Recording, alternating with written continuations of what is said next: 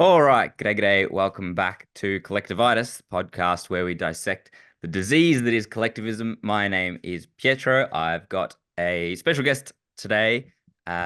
She is an academic, a psychotherapist, a writer, and a small farmer. Now, I'm interested to know whether that means she is small and a farmer, or she has a small farm. We'll work that out eventually. Um, but I'm very excited to talk with her. I met her a little while ago through the Libertarian Party and have been very interested to sit down and have a chat with her ever since. So, without further ado, I'll welcome to the show Dr. Petra Bueskens. How are you, Petra? Hi, well, thanks, Pietro. Thanks for asking me on. So, which is it, a small farmer or a small farm? I think maybe both. Yeah, a small farm. I'm a wannabe hobby farmer who doesn't even live at the farm, but definitely I'm wanting to get the farm going. It's my long-term project. There are two sheep, and there is a fledgling orchard, a few water tanks. That's about it That's at the a moment. that's a farm. That counts as a farm, right? How big does it need to be before it? Like two sheep, as long as there's livestock, that's got to be a That farm. that's what I think, and quite a few hens. Although they're with me in Ballarat at the moment, only the roosters are over there waiting for their partners. So if the economic collapse were to happen today, how long do you reckon you could subsist on the farm at the moment? Oh, that's a deep question. Not very long at the moment, but we're putting in place all the things to grow our own food. So I say it's a wonderful hobby that may become necessary. Yeah, well, as far as hobbies go, that could prove to be a life-saving one. Um, Yeah. Well, the economy's not great, fiat currency. no, no. Well, let's let's get into all of that then. Um, so you're someone who is relatively new, from what I pieced together, to libertarianism, and I say relatively, within the last few years, there's been a journey. Mm. So I suppose the best person to tell your story is you. So without framing, wherever you want to start, wherever you think, whatever you want to include, and then how did you get from where you started, and you've started you come from the left of politics and what that looked like and what your views looked like and how they've evolved and how you got to where you are, all that good stuff. I would love to hear, and then I'll pick and choose some questions to ask you to dig a little deeper, perhaps into some of those areas. So, your Okay. story, wherever you want to take it. Yeah. Okay. All right. Thanks, Pietro. I think I was always an amalgam of different positions. So I sat most comfortably on the left, but I probably always had a nugget of classical liberalism and maybe even a little bit of a conservative in the closet, right? Which is a funny thing to say, but if you're on the left, it is. So I think I've always had an amalgam. So my obvious or maybe my public identity would be, left feminist politically. But I'd done a lot of reading for my PhD thesis in classical liberalism and the social contract, which I ended up writing a book about, a kind of feminist critique and analysis of the social contract. And the angle that I had was a critique of the feminist critique, that actually the classical liberal idea of the individual, which had been, unanimously panned as a fiction, it's a fiction. And I said it's a necessary fiction, actually. Sure, in any organic community, we're born into hierarchy and we're born into status, but every liberation movement has grabbed the thin edge of that wedge called liberalism and hoisted themselves up on it. And so, by which I mean classical, not whatever we've got going now. I mean, I think the Libertarian Party are the liberals in a sense. So I always had that, and that was very much my intellectual work, was grappling with, maybe you could say, a collectivist ethos with an individualist one. But I've always been an individualist, and I would say, there's some quadrangle where you assess yourself. I can't remember what it's called, Yeah, but where you the fit. the political compass. There we go, the political Yeah. compass. And I did that, say, before the COVID years, which libertarianized me much more. And I was in the quadrangle called left libertarian. So I was already there. So I would say organically, um, I'm a liberal, but perhaps unlike, or a classical liberal, but perhaps unlike you or others in the party, I still believe in, or did believe in, and I'm trying to work that out, but some redistribution, which may horrify you, but economic redistribution. And I do believe in some uh, version of the welfare state. So, and we can unpack that, and I still do, but I do not accept the government overreach that we've had, or the level of encroachment or red tape or bureaucracy or inefficiency. So all of that I find fraught. And I think, so just to loop back, because I think the COVID years are definitive for me, moving me into a more libertarian position.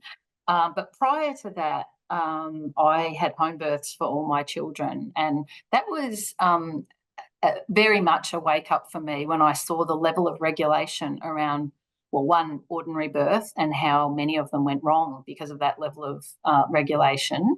And then the way the independent midwives, because as I told you, I have a much older child, and there's a kind of libertarian story to that too, I guess, in having a child so young and becoming a single mum. With a lot of help from my own family, but that was nonetheless the path I went down, which was atypical for a university-educated woman, and I was in the middle of it at the time. So I came to that when I saw the extent of the regulation and the destruction of home birth. So the independent midwives, who functioned as independent contractors and did very well in it, were gradually destroyed by the wider health system through a process of excessive regulation and more and more onerous insurance. And then individual midwives were bullied and victimised if anything went wrong in a birth. Now, if you looked at hospitals, things go wrong in hospital births here and there. Unfortunately, it's tragic, but it happens. But it was never acceptable for it to happen here. So already I saw this, in some ways what we saw in the COVID years, or at least what I saw, but I imagine you saw it too, was this trade of liberty for safety. And that ethos of safetyism I saw play out literally 20 years earlier, and then when I had my daughter Sophia and my son Tom, for each child, so I have 3 children, the regulation was more and more intense, the persecution of midwives, and now that it's been destroyed effectively, all this research is coming out that it's the gold standard, okay? And so just as now it's okay to criticise lockdowns, but at the time we were vilified and lost jobs for it. So that was a wake-up call for me, which is maybe an unlikely path to becoming a libertarian, but my experience of birth and what happened to independent midwifery, and it was that safetyism. And it was also not recognising women's elemental liberty. So it was all about what's the right thing to do. And I'm not saying that those questions aren't important, but in the same way that we, those of us who had a libertarian perspective on COVID public health policy, felt it was a person's right to choose, even if, I take that to perhaps quite a libertarian extent. To me, it's a person's right to choose, even if it's considered risky for them, because I believe a person should choose their own fate and their own, they should decide what happens to and within their own bodies. So, and I felt the same with birth. So if women want a free birth, even if a medical professional says there's a high risk there, I would say it's still the woman's elemental choice. Okay, and so that was my early experience perhaps of being libertarian. And then I saw it with homeschooling too. So while I didn't homeschool, I have a romance with homeschooling and I think it's fantastic. I just couldn't quite pull it off because I think you need a community. And as we talked about, I just want to maybe add a footnote here or a qualification. One of the meetings that I came to last year, there was a discussion about the default assumption that libertarians are anti-community and how many of us were volunteering or were active in our communities and in our families. And I feel that's important to recognise too. Just because I believe in the elemental liberty of the individual, it's not at any stretch does it mean, I don't need to convince you, of course, but and maybe no one listening, but it is this default assumption that if you are libertarian, you must be anti-community. Not at all. We're anti-political control dressed up as communitarianism. So that's my position. Well, we're for voluntary community, right? We're for the community that you choose, and in fact, left without coercion, human beings do look for community. Absolutely, we are. We're social beings. We cannot exist in isolation. Maybe the individualism term might confuse some people into thinking that, we're all staunch hermits that sit on our porch with a shotgun and won't let anyone onto our property. But in actual fact, I mean, although I do know some people like that within the libertarian movement, but in actual fact, we search for that.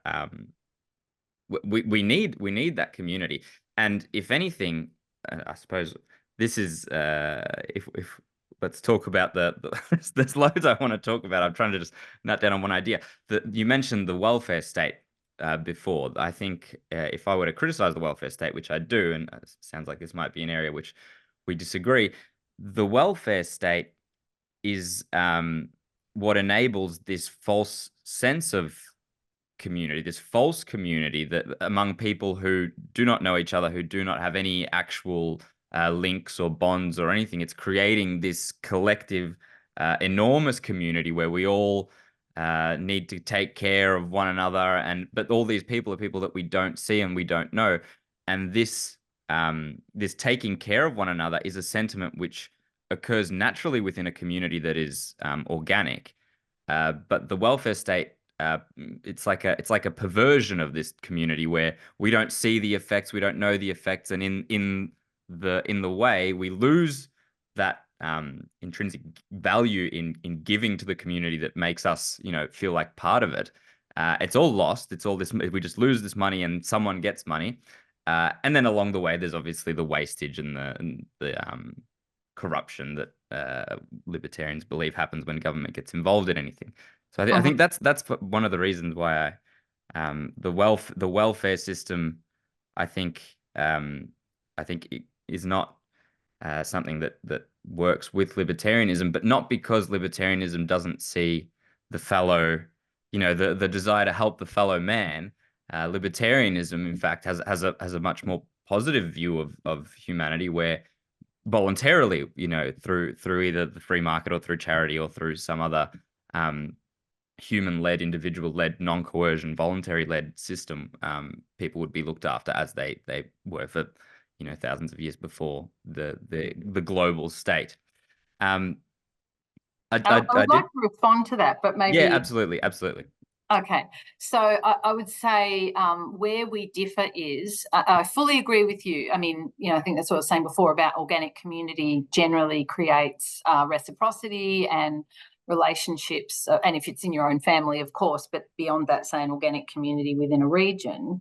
However, I think with modernity, we don't live like that now, and abstract systems may still be and are still required, because a person can find themselves without a family or without an organic community. And also, if we're, hit by the proverbial bus, we need a medical system that works. So when I say welfare state, by that I mean the things that were introduced in the 20th century that we can critique and that I think are fraught, by the way, but let's say schooling, healthcare, a pension system, because we live in a world where we don't have organic families that last, that some families break, and in particular for women that can be quite dire. So I think while being a single mother was one pathway into libertarianism, it was also a pathway into recognising the importance of the welfare state. So, and the discourse of the deserving and undeserving poor I find really appalling. So I agree with you, but I think there is something where we don't only live in an organic community now, we're in an abstract modern society. And in that context where people move a lot, where, in America, it's over 50% of marriages end in divorce. Here, it's somewhere between 30 and 40%. And where people, there's an aging population, where we have more and more people who live alone. There is some support structure necessary, but I'm sure you're not suggesting we abolish those things. But I mean, that's where I'm coming from with that.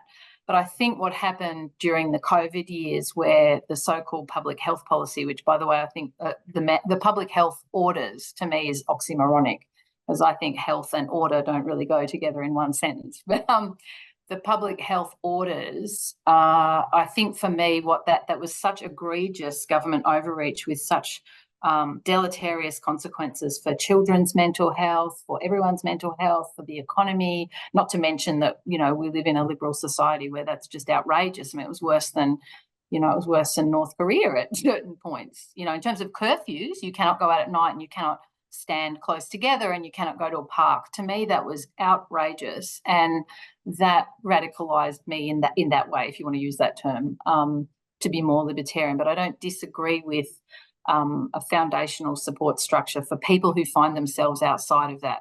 And I know that contains a conundrum insofar as a pure libertarian will say, well, that will incentivize it. And I do understand that. Yeah. And we do see that, of course, like, let's say, intergenerational welfare. It's not a non-issue, but I think there is some middle point, let's say. Yeah, and I mean, I lean far toward the anarchist side of libertarianism, but the libertarianism on the whole, it does encompass people who believe in a minimal state, in which case that there are some functions which the government has a right to, or has a duty rather to to do. So would it be correct in saying that you, like, comparing the welfare state as we have it today, would you say it does need to be shrunk enormously or somewhat, or today it's more or less the correct size, or how would you view the current welfare state? Well, I mean, I used to only a few years ago write articles on basic income, but there's a libertarian argument for that On too. universal basic income? So Milton Friedman, who's a libertarian, argued for it. So there's left and right positions on that, where you get a helping hand to become an entrepreneur, for example, as one lump sum at 21, he said, to get you onto a house or a business. But I think my position now is undecided, but I will say that so I don't have a final or settled position on that, but I do have a position, and my position is that I think that the current system of regulation is so moribund and so massive. It's like an albatross, and just something like trying to get plans through council. That's what I hear people about and find it impossible. Or spending, young people who a friend's daughter recently tried to get Centrelink, and you basically got to assume that's a full-time job for about 3 weeks. Or, whatever. It doesn't matter what it is. None of these systems actually work. They actually do not work. And so I feel like a friend's husband who's been dealing with cancer, the system's horrendous. She went and saw, a private person and had to pay $800 for a 1-hour appointment, but it was an excellent appointment. Yeah. So they actually got the kind of medical advice and support that they needed, but they can't afford that. So what do I think? I think that the systems we currently have are collapsing at scale or don't work at scale. And so as a result, maybe from some curiously lefty position, I want it raised to the ground and start again. Because something about COVID, I'm using that metaphorically, by the way, you should be careful on a political podcast saying raised to the ground, but I mean that the systems aren't working. They're not working across multiple areas. And then I think there's also a core, as I argue in the piece that I published in UK Column, there's a core paradigm dispute now. So I think that there's the people in the, let's say, safetyism camp. There's an ethos within the schools. So for me, it's 2 issues. It's kind of the category of woman issue and the trans debate and the COVID debate. They're different versions of the same debate, I think, around a core ideological difference. And so for those of us in a minority position, let's say I hold gender critical views, or another term for that is sex realist views, which is to say I believe sex is dimorphic and immutable, and to me that's just reality. But that now has become a radical position, misrepresented as bigotry.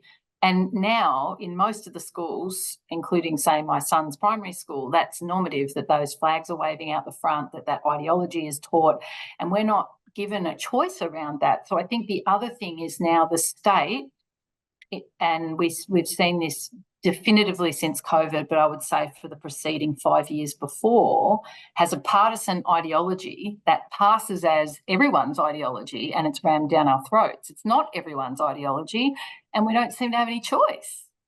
And that bothers me as well. So that's also why I want to, quote unquote, raise to the ground. Is there should be some choice around that. Yeah, well, and I mean that issue specifically, and I think you're right. There are parallels with the COVID issue as well. So what I'm noticing, so with the say someone believes that the gender assigned at birth is the gender that you have, and no amount of pretending or posturing can change that, which I believe also. Um, that is a pretty contentious argument, and in fact, there's a huge subsection of society, possibly even a majority, who I would say agrees with us, right? Mm, mm, And yet, across the public sector, so across, as you said, schools, hospitals, Centrelink, whatever, yeah, any government service, it's not uncommon to see those flags. So this idea that kind of tacit agreement or complicity. And what is it that funds the public sector? The public sector is funded through coercion, a libertarian would argue, by all of yeah, us. So it's not only stealing and propping up this system, which some people don't even believe in, but then also kind of rubbing your nose in it with these ideas that are yeah, on their face lies. yes, You cannot believe, ignore the evidence of your eyes and ears. And COVID was much the same. It was yeah, this pretend homogeny of opinions, through COVID. It was done through censorship and silencing, and I suspect that you'd probably agree that in this case it's also done through censorship and through silencing. That yes.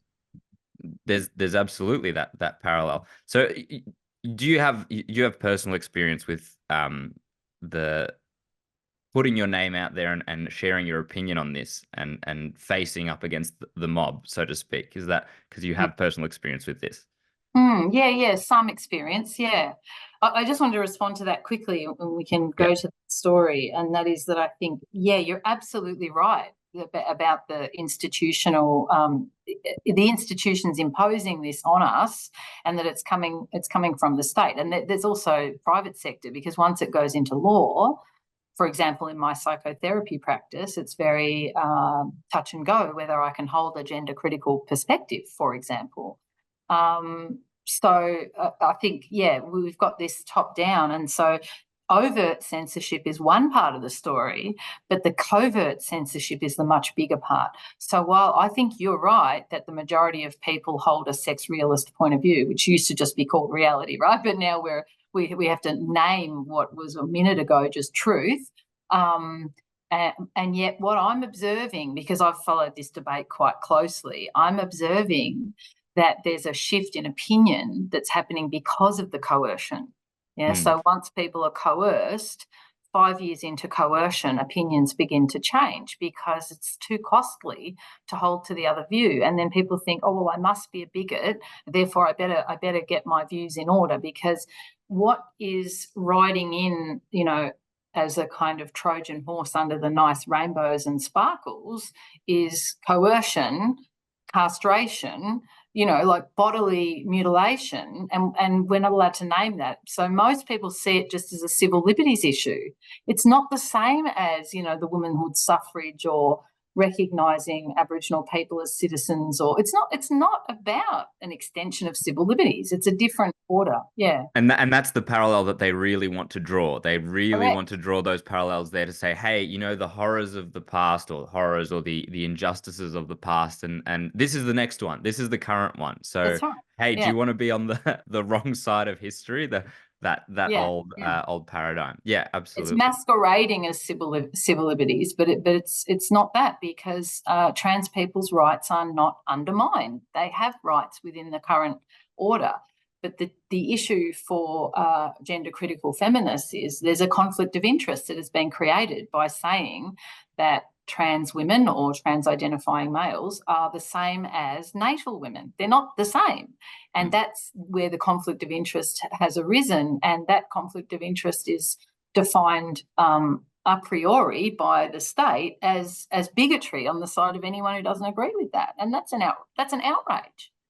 Yeah, It's I an mean, outrage. if we bring it back to the libertarian ideas, the life, liberty, and property, the positive rights, or sorry, negative rights, not positive rights, life, liberty, property, the liberty assigned to someone who identifies as transgender is, of course, the right to say that they are whatever they believe they are and lead the life however they think might make them happiest, but they have no right to infringe upon anyone else's life, liberty, property, in the sense that they cannot take up, for example, biological women-only spaces, or force anyone to infringe on anyone else's own liberty by saying, you must call me this thing, you must name me this thing. So, in the libertarian sense, it's extremely pro transgender, in the sense that we believe that they have every right to be protected and defended under the they have all the exact same rights as everyone else. Absolutely. And that's what every gender critical feminist thinks too. Well, I shouldn't speak to every, but there's no question about removing anybody's human rights. But I think what's happened with the paradigm break is that because the redefinition of reality is part of what is argued for here, it's actually a debate over first principles. It's not actually a civil liberties debate. That's downstream. If you don't accept that definition of a woman, we're not talking about the choice to dress up as one. I could choose to dress up as Napoleon too, but I'm not going to say you have to say I am Napoleon, okay? It's fine if you want to dress up, or if you want to say you are anything, or you have any kind of sexuality. It's not about those human rights being, of course, everyone is entitled to human rights, but it's about running those two categories of reality together and saying we can't say that. And I think then that infringes on our rights in two senses. One is kind of ontology, like your right to define your reality, which arguably that's a shared reality, that you're a male and I'm a female. So it's not simply an idiosyncrasy. There is a consensus reality there. And I think the other side of it is that there's a freedom of speech issue. So some of the contests have been around that I have the right to articulate that I hold a gender critical perspective, for example, without that being defined as a hate speech or as bigotry.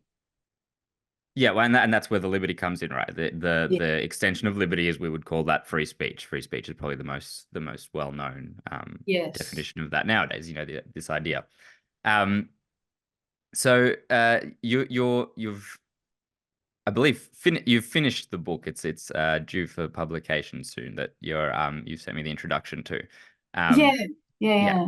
So Heterodox Feminism, and it does essentially talk on this topic, and there's quite a very interesting. I'm looking forward to when it comes out in full, and I would encourage anyone who's interested in this kind of thing to seek it out when it does come out. So you. First of all, what is heterodox feminism? What do you mean by that term there? Some people might not be familiar. So what I meant by that term, I guess the term heterodox started being bandied about somewhere around 2017, 18, 19. That's when I became familiar with, say, a constellation of thinkers who were pushing back against this sort of coercive dimension of the left that was emerging. So, I'm on the left and I'm seeing that. So some of those sort of intellectual dark web figures like Brett Weinstein and Jordan Peterson and who else was in that? Eric Weinstein, Sam Harris. Okay, so that actually Megan Down calls them, she's a left feminist like me, my friends on free speech YouTube that she couldn't tell any of her own friends about.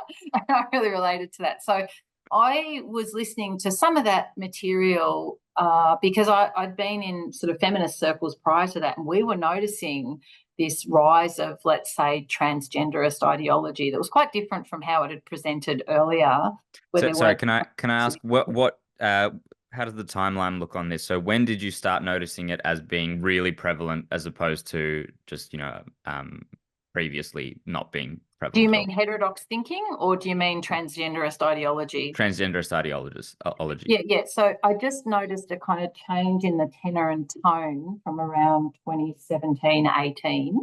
It was probably earlier, but that's there was just this impossibility of saying it without being kind of defined as a bigot. And that's like maybe a bit earlier, that term TERF, trans exclusionary radical feminist, came, that was an Australian who coined that term actually. And, being used as a slur when it started to be that you couldn't articulate that position without it being potentially risky. Now it's, you lose your job over it. But in that period, there was this period where it was in a liminal space between, let's say, the old world where you could say that and it wasn't a problem, and the new world where you can lose a job over it. And so I started to notice this, and I'd also had some serious misgivings about the way identity politics was playing out on the internet, in feminism in particular, but other civil rights movements. So I began to notice, I guess, some, to use the word we were talking about before we were recording, hyperbole. I won't say hyperbole. Some hyperbole in the discourse. So it was more and more militant in the context of perhaps the most, I'm not saying there aren't major problems or there aren't people in social groups that suffer discrimination, but let's say in the contemporary West, we have a level of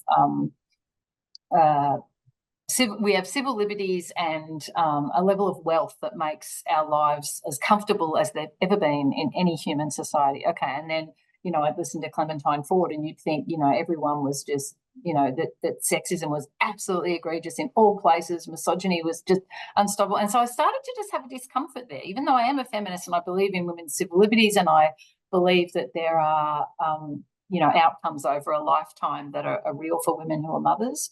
A term that I find useful is women accumulate poverty. So we can unpack that later. But I haven't changed in any of those positions, but I found the hyperbole of the discourse just really fraught, and it didn't really square up with reality either. And so I started to feel I felt uncomfortable with the way identity politics was maybe moving out of actually extending anyone's civil liberties and into a kind of religion, for one, and for another, that it had become a way of defining oneself and weaponizing victimhood.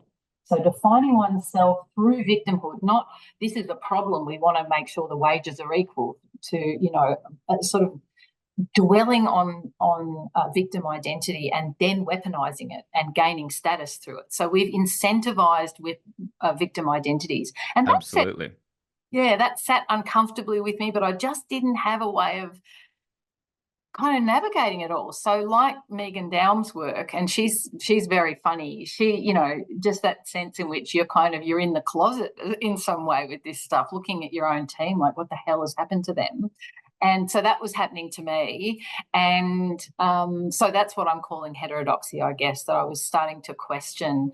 And now I would define it as I was questioning the shift from, let's say, the kind of feminist politics that existed before to this intensive identitarianism and the left coercion that was emerging. So where it had gone from being that you could have a variety of views, what John Haidt calls viewpoint diversity, to if you're not on board with absolutely everything, you're a bigot or you're cast out. Like, it's not even like you can say, well, yeah, I agree with X, Y, and Z, but not Y. You can't, or not P, but you can't disagree with any component of, the suite of ideological viewpoints. And so that also I found a problem as someone who's, let's say in psychotherapy, I've spent, 25 years working with people in quite intimate spaces. And believe me, no utopian political philosophy gets past the gate of that. Human beings are also complex, also vulnerable, also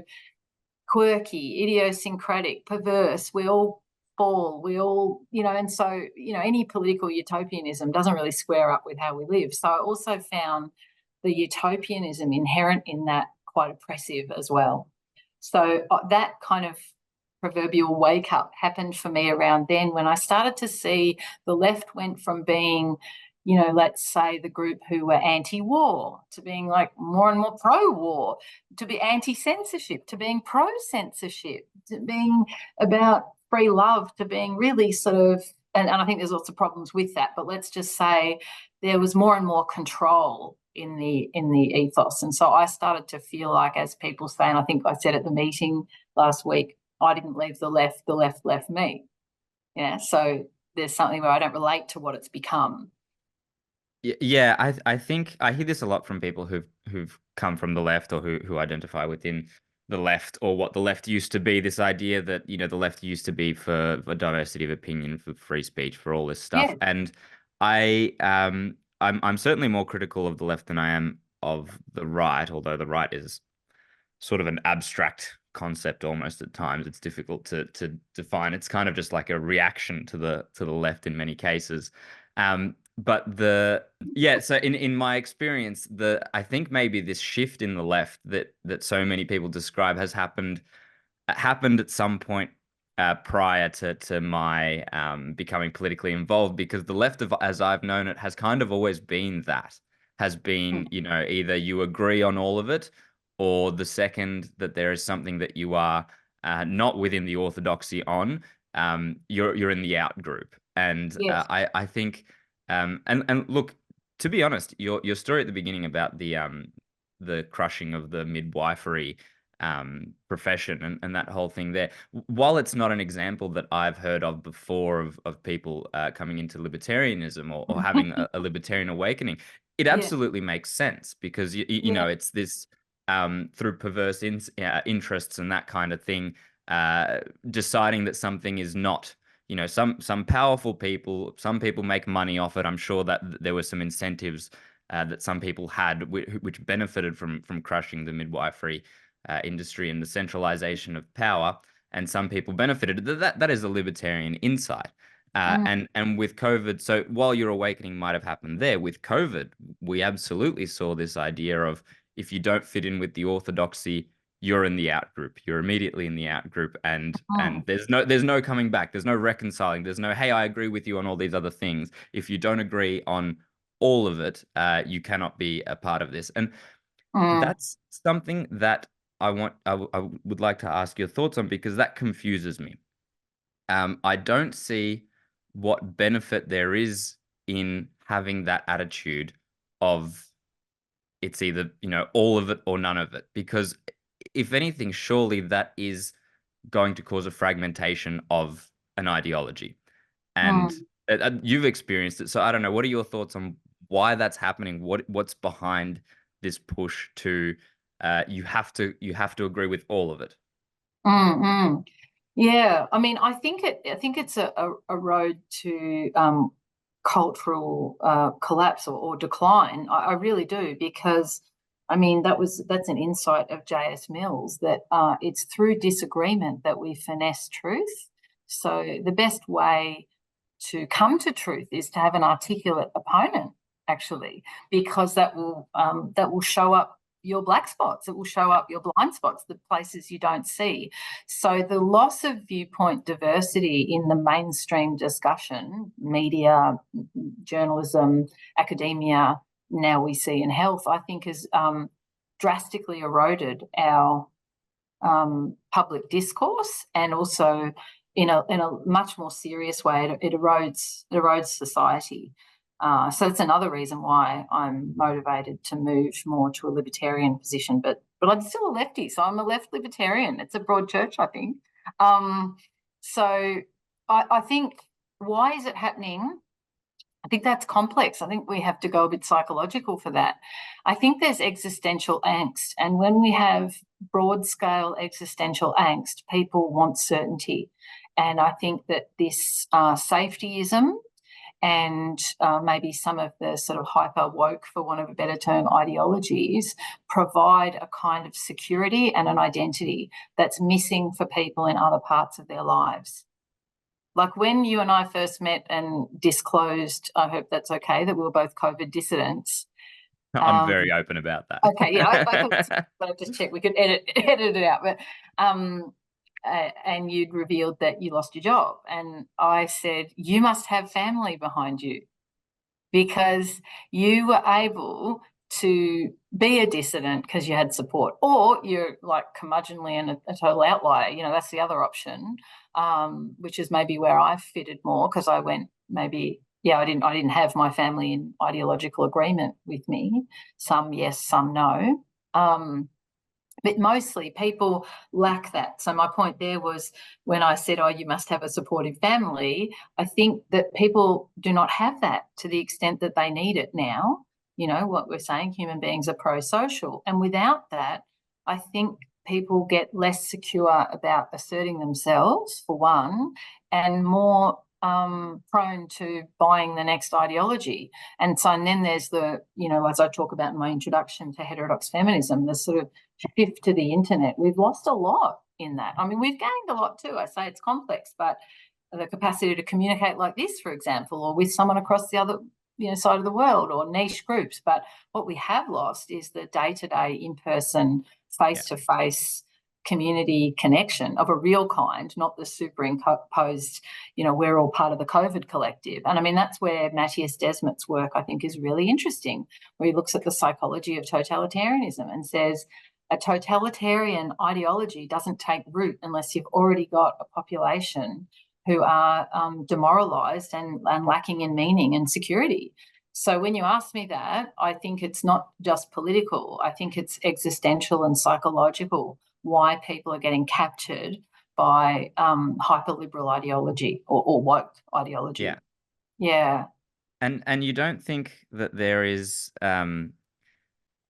something deliberate in the way that the state collectivizes, or however you want to describe it? We're called Collectivism, the podcast, but collectivizes to replace these sense of community with the global community, which directly causes this disenfranchisement of people, which makes them more susceptible to turning to if there is no community to rely on, if there is no family to rely on, who do I rely on? Well, I rely on the government, and that is my answer to everything. And I think, do you think does that ring true to you?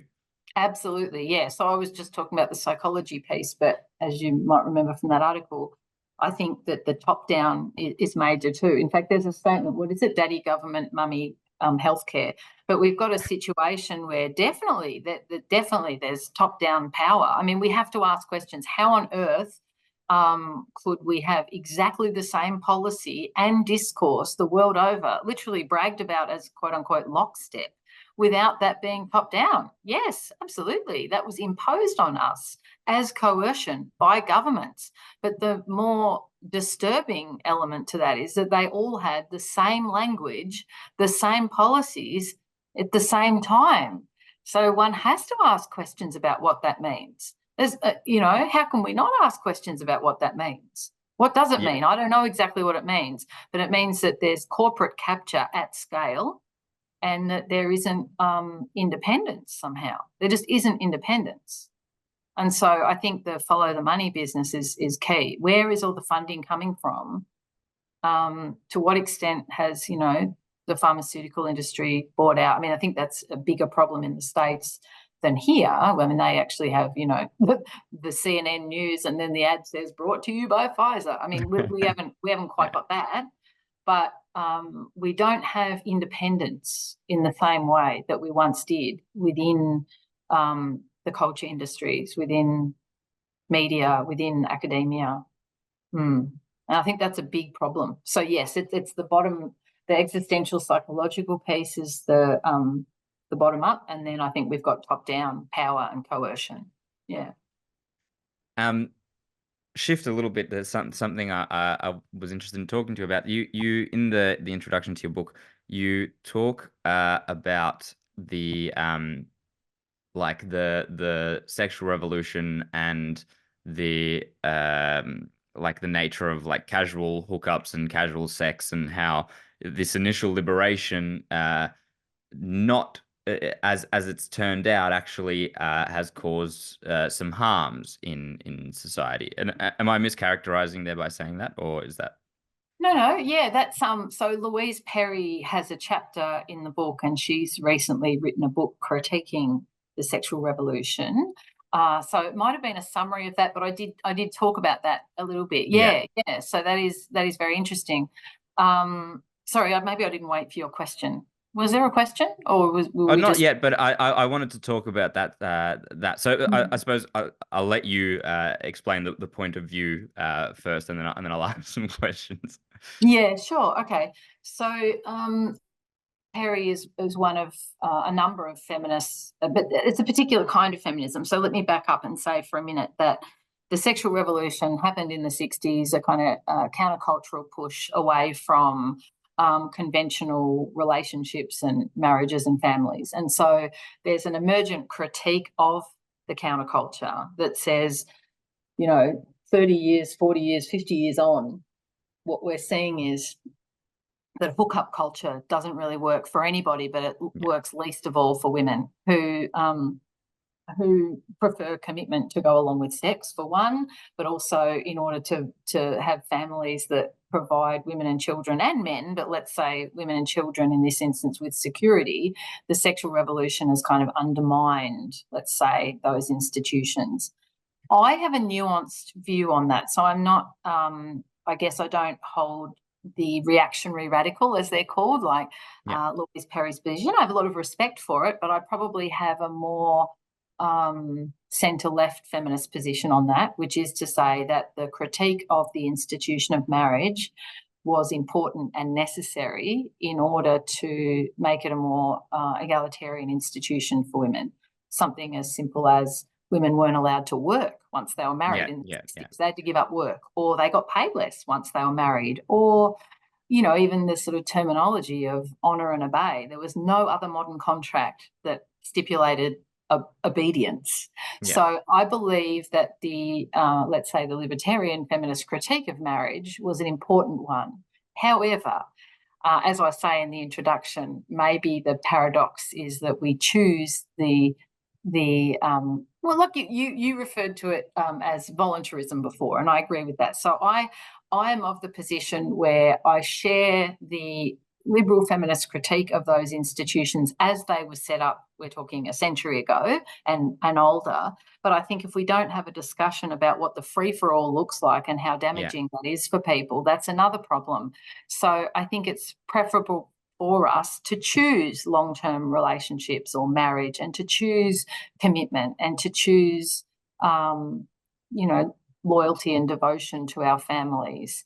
But I think what I said in the intro, and I need to be careful because it's not published, but I'll just say, I said we can't put Pandora back in her box. So we need to choose those things rather than in a traditional society they're simply imposed without choice. Let's say, where the father decides who will marry, or only the eldest son gets to marry with the plot of land, or you know what I mean? I mean, if we really were to resuscitate traditionalism, which is my critique, let's say, of the reactionary radicals, it wouldn't really work. And I don't even think we can.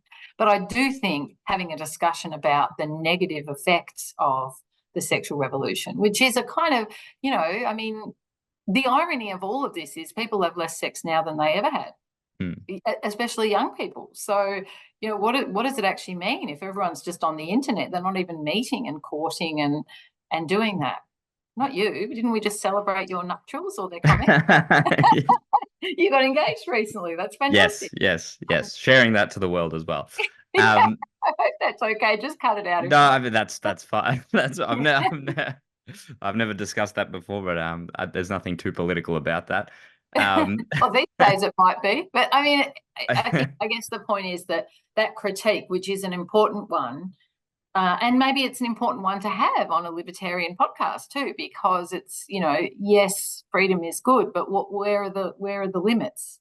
It's just that you and I would say the limits ought to be chosen rather than superimposed. And that was exactly why I brought it up, because I think there's this this caricature around what freedom is and what liberty is and what libertarianism is, that because it's not just that there's a law against something, that, for example, that the traditionalist, the old traditionalist laws said that this had to be done, and because that was unjust, with the removal of that, it becomes this free for all. And with libertarianism, the same thing. Like, just because we think it's unjust that someone who takes some drugs be thrown in prison, does not mean that it does not follow that therefore the libertarian position should be everyone inject as many drugs as you can possibly find into your eyeballs, right? Like, there's and it's a caricature, and I think it's almost played out with the sexual revolution, right? Where it's because it was simply there was the removal of tradition and replaced with nothing, Mm, there is what's missing that would have happened from some voluntary traditional views. You know, the idea that okay, the slow realization that okay, marriage is something useful and necessary and good for society in most cases. Obviously, it's not for everyone, but same with libertarianism, right? You remove the oppression of government. What happens in its stead needs to be some level of personal responsibility, needs to be a fostering of traditions or norms or society or culture that can be responsible enough to have this freedom. mm, And I think that's something that I don't know. I think the sexual revolution thing kind of highlights that. It's sort of the mm, ripping of the band-aid without thinking of the consequences. And on its surface, it seems like freedom, but without the proper guidelines or without the proper allowance for simply trying to seek the freedom for freedom's sake without looking for the I don't know, the nugget of humanity that needs to be under it mm, actually causes mm, harm. mm. And that's one of the difficulties about pure libertarianism, because arguably, and I say this as someone who is, let's say, classical liberal, is that it does tear up traditions. It's what it does, and I don't think we can put Pandora back in her box in that we will never have traditions like they were before liberal revolutions. But that doesn't mean we can't have a very public discussion about how Yeah, people do best. And how people do best is with limits. But let's say they're chosen limits. yeah, I don't want big daddy government or big mummy healthcare telling me what my limits are. I want to be taken seriously as an adult and be able to decide on them. And that means making mistakes. But that's a whole other sort of set of complex problems then, because tradition provides both a blueprint and limits. And most people possibly do better in that unless they've gone through a process of what, I don't know what you want to call it, but education, self-actualization. They're able to get access to good mentors and public discussions, and that's what's eroded, arguably by libertarianism. So it's an ongoing discussion, isn't it? I am libertarian, but it's not straightforward when you take away the traditions, what's left. I think we need to have a much more robust public discussion about how human beings do best and what kinds of frameworks they need to do that. But I agree, voluntarism is the best way, but that does require, let's say, loving families, good education. It does require those things, because that then becomes the nugget, to use your word, on which to build it. Um, so it's a conundrum for sure. But I'm glad we're having that discussion now. I mean, the discussion about the sexual revolution. And I mean, Greer talked about that in her 2000 book too. These are, we can't just rip it up. And I think the other part of that is recognizing sexual dimorphism. So men and women are evolved for different roles, let's say, and in a purely egalitarian system that isn't always recognized. So the sexual revolution has different consequences for men and yeah, women. I think in the long run, it's not good for men either, but in the short run, it might work for them quite well, whereas not so much women. And then when you factor in, fertility lifespans, they're very different too. And so those early years that sometimes, women like Bridget Fetisy has been writing about that, that she lost all these crucial years just mucking around when actually, she wanted to, she felt devalued by that. But other women have talked about, those years being quite important to build those relationships, and they're not always easy to build at 40 after 20 years of being in the so-called sexual revolution. So, but they're difficult issues to resolve, because I wouldn't want to just resurrect traditions, for example, that were yeah. coercive. Um, Well, and like that's the thing. There are these things that on the surface seem to be like instinctively you say, oh yes, that's freedom. That's got to be a good thing. mm, But I think yeah, I suppose the reason I bring it up is I see the parallel with libertarianism, and I think it's a caricature. It's not a it's not a fully fleshed out, fully thought out version. It's what people say if they want to mock the ideas of libertarianism. If we did this, what we would have is anarchy and death and whatever. And I think it is that if you also don't um, don't perpetuate on a separate to the political level this idea that it's important to have the family and the community and whatnot. Yeah. I like how you put that, separate to the political. That's right. It shouldn't be dictated and coerced, but it's still utterly necessary. And what does that look like when it's not dictated and coerced? Well, then it involves innovation and choice to keep that going. That's not just based on coercion. But that's not easy or straightforward, I think. I think that's a complex set of issues, but they're really crucially important issues. And it is, I mean, I think the why it's such an issue at the moment is because we're taking stock after 50 years of liberalisation. Actually, that's what I was going to say. I thought of before and I forgot. I think the other reason, when you said why is it that on the left you have to agree with everything, and in your living memory, because you're so young, that's how it's always been.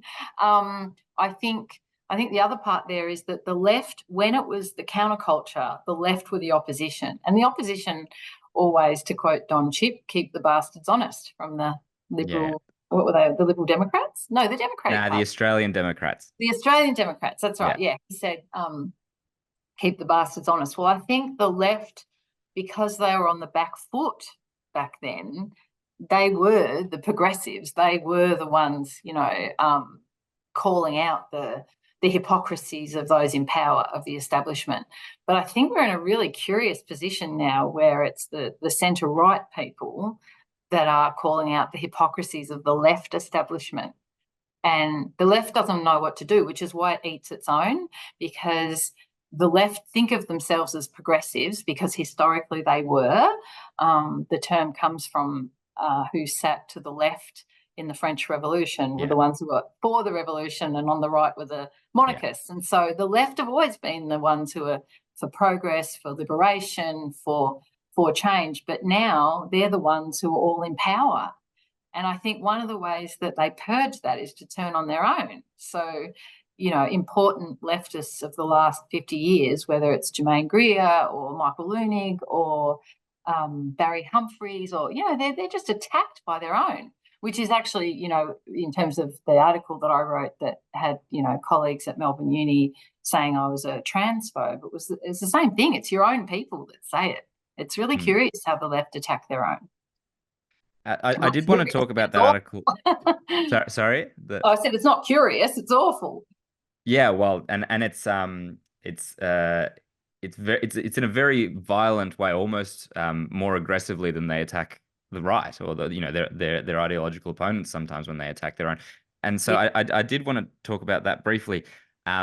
Your experience. So you wrote an article which was it Aero magazine that people can still find it, and in defense in defense of J.K. Rowling, and if you could just give a brief overview of I suppose what the article talked about and then what the reaction to that was, so because I think your experience is very interesting there. Gosh, I wrote that like 4 years ago now. I've got to remember what it was about.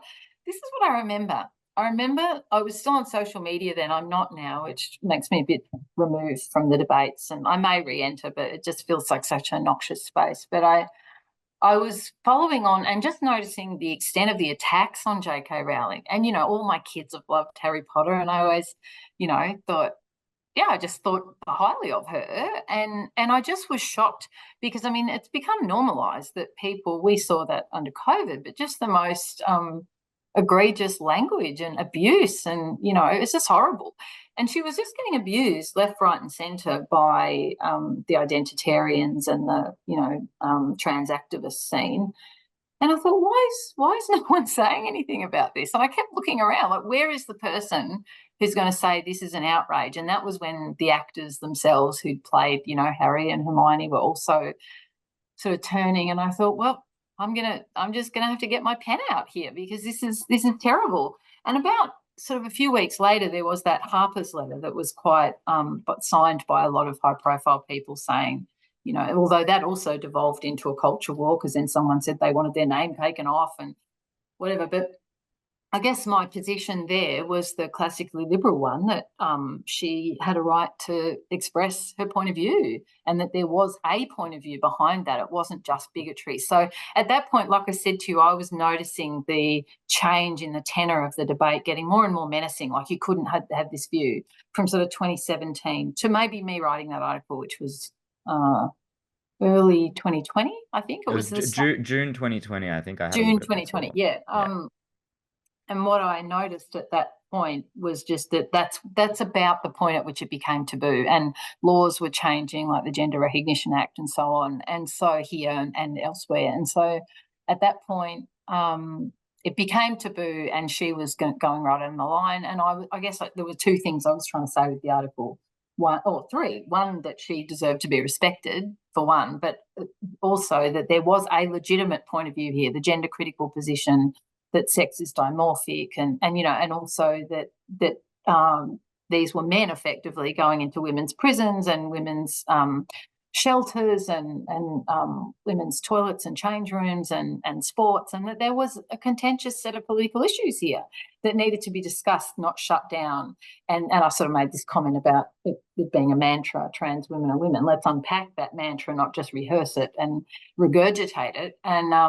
And so I wrote this article, and then it went viral. I had more feedback on that article than I've ever had. Even a mathematician contacted me, a quite well-known, famous mathematician contacted me and said, I do like that article. So it just went all around the place, maybe because she's such a high-profile figure. And so then the fact that it was moving on social media meant that it caught the attention of somebody. No, that's what happened. So it was the number one article in Aereo that year, and which was wonderful. I was quite surprised. And I told that, so the Sociology Association of Australia, which I was a member of, I'm not now, the wonderful woman who worked for them, who was not an academic, okay, so she would not have necessarily known the political hot potato that it was. And so they said, anyone who publishes anything, let us know, and we put it in the newsletter. So I let them know that it had won. And so then it was posted by Aereo, or posted by the TASA that it had won. And then several colleagues at Melbourne Uni said, this is transphobic. And then that got a life of its own. I wasn't even on. I was actually with a friend at offline altogether and out in the bush. And my friend and colleague, Andrew Glover, who's fantastic, and he's written articles for Quillette and was actually on their podcast a few months ago. He's written a few pieces on viewpoint diversity in Australian universities. And he said, Petra, you might want to look at social media. You know, it's going off, and they're all accusing you of being a transphobe. And then TASA said they're taking it down. That they withdrew the congratulations on the article. and I know. I mean, what does that even mean, to withdraw? They rebottled the champagne. Yeah. And so Andrew, who's very principled, and, you know, he'd been a colleague of mine, although we didn't actually work in the same university, but we were both part of Heterodox Academy, which is an Australian organisation promoting viewpoint diversity for academics. And he started a petition just saying, this is not okay, you know, resurrect the congratulations, pull that champagne bottle out, but also just making the wider point. I mean, that was ultimately trivial, the wider point being that this is a legitimate viewpoint, and there needs to be room for this viewpoint without being accused of bigotry. And, yeah, the petition gained a lot of traction, and there are a whole lot of signatures. It never did get resurrected, but, you know, it made a point, I guess, yeah. But I was also, actually, because I have more than one hat, so that was my academic hat, but I was also contacted by PACPhone. I've actually never spoken about this publicly, so here we go, hot off the press, although it's 4 years old now, and told to take the article down. So PACPHA's the Psychotherapy and Counselling Federation of Australia, where I'm registered. And they basically demanded, I got a letter demanding, so another therapist had reported me saying that trans therapists felt unsafe because of my writing. And so, this is that whole, words make you unsafe. Yeah. And that I had to take it down. I was ordered to take it down.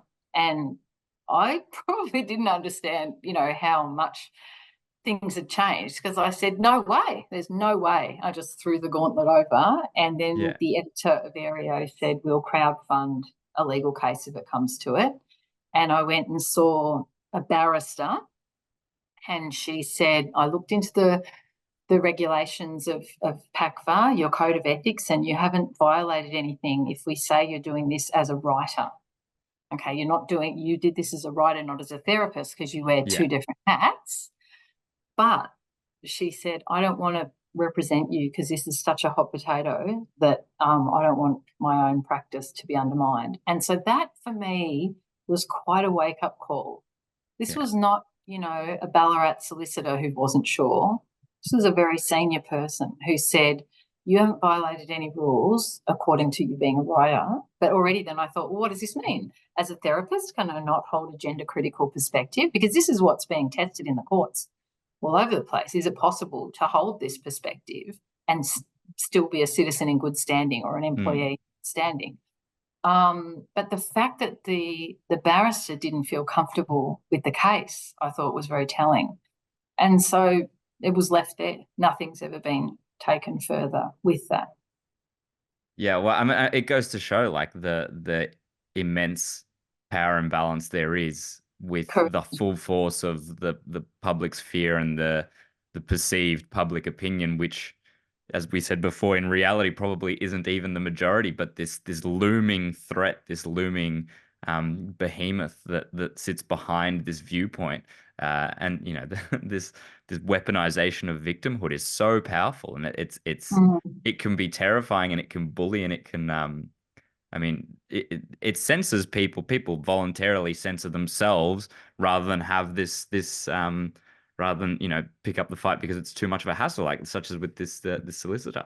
That's right. And that's what I think, and Andrew's written about that, I think that's what I think is the much more, the chilling effect on speech is really terrible for our society and for our capacity to even navigate truth. I mean, how can we navigate the world we live in if people can't express themselves?